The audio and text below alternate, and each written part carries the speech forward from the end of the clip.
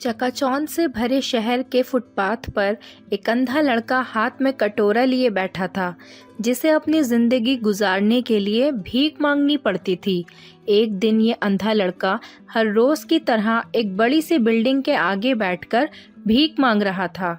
उसी समय वहां से एक राजीव नाम का लड़का गुजरता है और इस अंधे लड़के को भीख मांगता हुआ देखता है।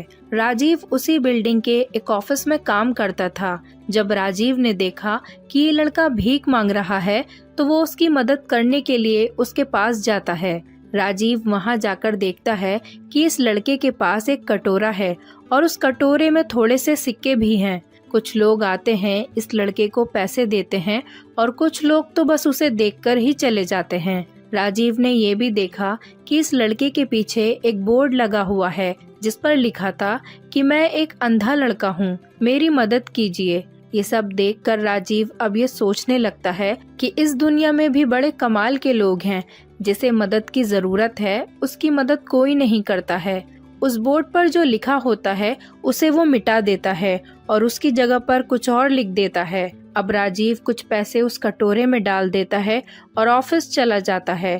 फिर राजीव ऑफिस पहुंचता है और हर रोज की तरह अपना काम करता है। शाम को जब वो ऑफिस से अपने घर जाने के लिए निकलता है, तभी उसे वो अंधा लड़का याद आता है। वो ये सोचता है कि मैं एक बार घर जाने से पहले उस अंधे लड़के को देख लूं। मेरे लिखने की वजह से उसके जीवन में कोई बदलाव आया है कि नहीं। वो अब बस उस अंधे लड़के के पास जाता है। उसके पास पहुंचते ही वो लड़का खड़ा हो जाता है। वो कहता है कि भैया, मैंने आपको आपके आने की आहट से ही पहचान लिया। आप वही हैं ना जो सुबह आए थे और मेरे इस बोर्ड पर कुछ लिख कर गए थे। मैं आपको सिर्फ इतना पूछना चाहता हूँ कि आपने ऐसा क्या लिखा था मेरे बोर्ड पर कि जो भी यहाँ से गुजरता है वो मुझे कुछ न कुछ देकर ही जाता है। राजीव ने कहा कि जो तुम्हारे बोर्ड पर लिखा हुआ था उसे मैंने मिटा दिया। तुम्हारे बोर्ड पर लिखा हुआ था कि मैं एक अंधा लड़का हूँ, मेरी मदद कीजिए। मैंने उसको मिटा दिया और ये लिख दिया कि आज का दिन बहुत खूबसूरत है, लेकिन मैं देख नहीं सकता हूँ।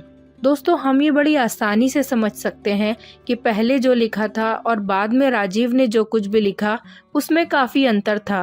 राजीव ने जो कुछ भी लिखा था वो एक नई सोच थी और पढ़ने वालों में भी पॉजिटिविटी फैला रही थी। इसीलिए लोग इस लड़के को कुछ न कुछ देकर ज़रूर जा रहे थे।